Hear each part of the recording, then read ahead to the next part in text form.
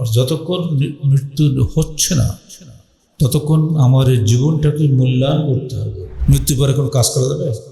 মৃত্যু আসার আগ পর্যন্ত কাজ করা যাবে। তাই আজকের দিনটা তোমার জন্য কাজের দিন, কাজে লাগাও। হায়াতাকে কাবুলা মামাতিকা,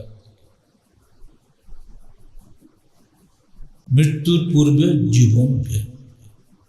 আর যতক্ষণ মৃত্যু হচ্ছে না ততক্ষণ আমার এই জীবনটাকে মূল্যায়ন করতে হবে, যেন আমি মূল্যায়ন না করার কারণে ক্ষতিগ্রস্তদের অন্তর্ভুক্ত না হয়ে যায়।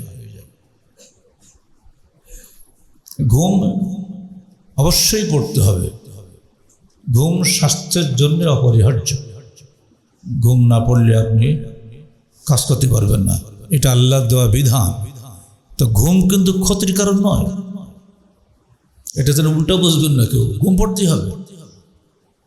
ঘুমের পরে বাকি সময়টা পরকালীন পাথর সঞ্চয় ব্যয় করবে।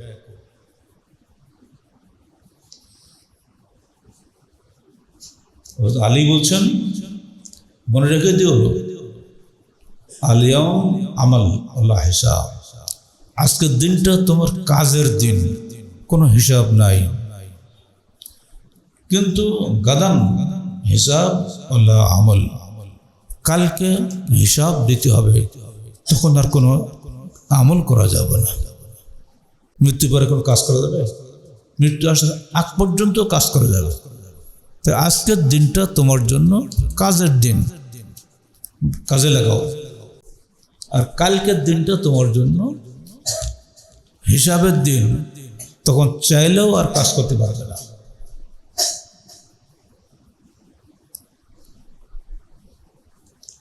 মৃত্যুর সময় আমরা যেমন বলে থাকি, ওহ যদি আল্লাহ পাক আমাকে আর একটু সুযোগ দিত তাহলে ফাসাদদাকাকুম মিনাস সালিহিন বলতাম।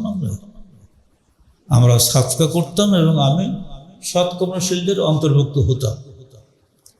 ওয়ালা ইউআখিরুল্লাহু নাফসান ইযা জাআ আজালুহা আল্লাহু খাবীরুম বিমা তা'মালুন। সূরা মুনাফিকুন 10-11 আয়াত। আল্লাহ বলছেন,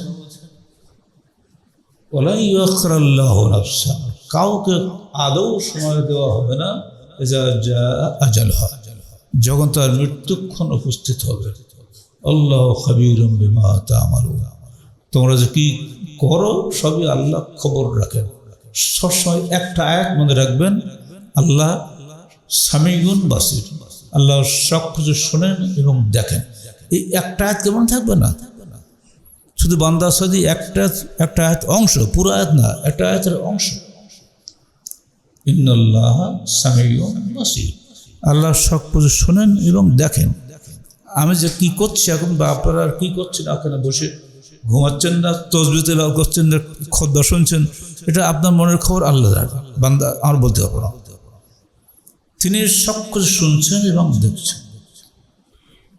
আল্লাহর টেলিভিশনে আমাদের ছবি আসে, ঠিক টের পাচ্ছে বান্দা কি করছে। অতএব আল্লাহকে সব কাজে ভয় করা উচিত। আত্মাহারিক টিভি, ওহির আলোয় উদ্ভাসিত জীবনের জন্য।